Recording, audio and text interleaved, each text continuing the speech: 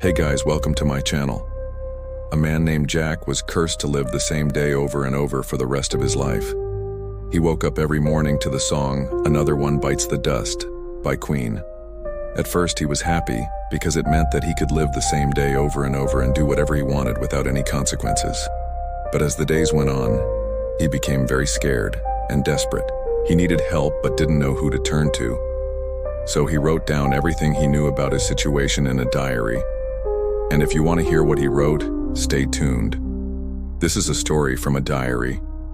I'm not sure how many days I've been stuck in this time loop, but it's been long enough for me to grow a beard. If I had $1 for every time I've woken up to the song, "Another One Bites the Dust," well, then I wouldn't be broke anymore. It's always the same gray sky when I wake up. The birds are chirping like they're happy and I hate them for it. Today is no different than yesterday or the day before. When I wake up, I make breakfast, peanut butter and jelly sandwich, and a cup of coffee. After that, I go to my job at the library where I organize books. I don't have any coworkers because today is Saturday, so I just organize books in silence. That's what I did yesterday, and that's what I'll do tomorrow. The first few days were fun. I mean, who doesn't like having all the time in the world? I spent my days trying new foods and buying new clothes and just having fun. I also went to see a movie, but I was disappointed. They were playing the same movies as the last time I watched one. The first time I watched Inception, I was amazed. The second time I thought it was okay. By the third time, I felt insulted. You'd think that with all my free time I'd have seen every movie in existence by now, but nope. Every time I go to the theater, it's the same 5 or 6 movies. I went to the park one day and saw a group of kids playing. It brought back so many good memories. Back when I used to play with my brother, I remember the day my dad took us to Disneyland.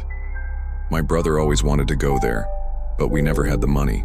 Dad scraped together all his savings to buy us tickets, and I can still remember the look on my brother's face when we entered Disneyland. We went on every roller coaster and played every game. My brother even won a giant stuffed animal. I remember thinking, this is the best day of my life.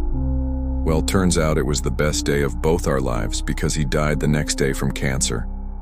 I only got to spend 2 years with him after I turned 18. My parents said I wasn't allowed to visit him in the hospital because I wasn't strong enough to handle seeing him like that. That really upset me. I saved up my allowance for months to buy him a present, and when I asked my parents where he was, they told me he was gone. I never understood why they did that to me. When I learned how to drive, I bought a car and started driving around. But no matter where I drove, it was always the same streets, same houses, same cars. There's no new construction either. I guess that's a good thing, but I can't help but feel like something's missing. Sometimes I wish the town would burn down, just to see something different. I even tried going into the woods, but that didn't do much. All I found was a dead deer and some creepy crawlies. You might think that a single guy living alone wouldn't have much to worry about, but you'd be wrong. Spiders seem to find me irresistible. I vacuum every day, and yet somehow there are always more spiders waiting for me when I come home. I'm not a violent person, but sometimes I wish I could just smash all their legs and watch them die. At night I get really lonely. I mean, I don't have anyone to talk to. I called my mom once, but she didn't pick up. Then I sent her a text message which read, "Hi Mom, how are you?" She responded, "Who is this? What kind of monster sends a text message to someone who isn't family or friends?" None of my old friends ever call me anymore either. I guess it's because I never call them. I haven't made a new friend since high school. Sometimes I wonder if everyone else is stuck too. Are they tired of eating the same food, wearing the same clothes, listening to the same music? Are they bored of watching the same TV shows? Do they still believe that John F. Kennedy was assassinated? In 1963, they don't know any better. But I do. I know the truth. There's a secret I've been hiding. No one knows this, but I'm not from this time. Okay, I know that sounds crazy, but I'm telling the truth. I'm not supposed to be here. I came here through a portal. Yes, there's an interdimensional portal hidden in the woods behind my house. Through that portal I can travel to different dimensions. Portal, I can't even remember how I found it. It was probably a long time ago, back when I actually enjoyed coming here. This dimension is special though. Somehow everything resets here every 24 hours. Every time the clock strikes midnight, everything goes back to how it was when I first arrived. Everything except me. I'm the only one who remembers what happened after midnight. That's why I keep a diary. If I write it down, it must be true. I need proof that I'm not insane. It's hard being the only person who knows what happened yesterday. When I tell people something happened, they act like it's a brand new idea. Like when I tell them I saw a spider, they suddenly go, "Oh yeah, I guess we do have spiders around." Or when I tell them there's an eclipse tomorrow, they say, "Really? Let's check it out."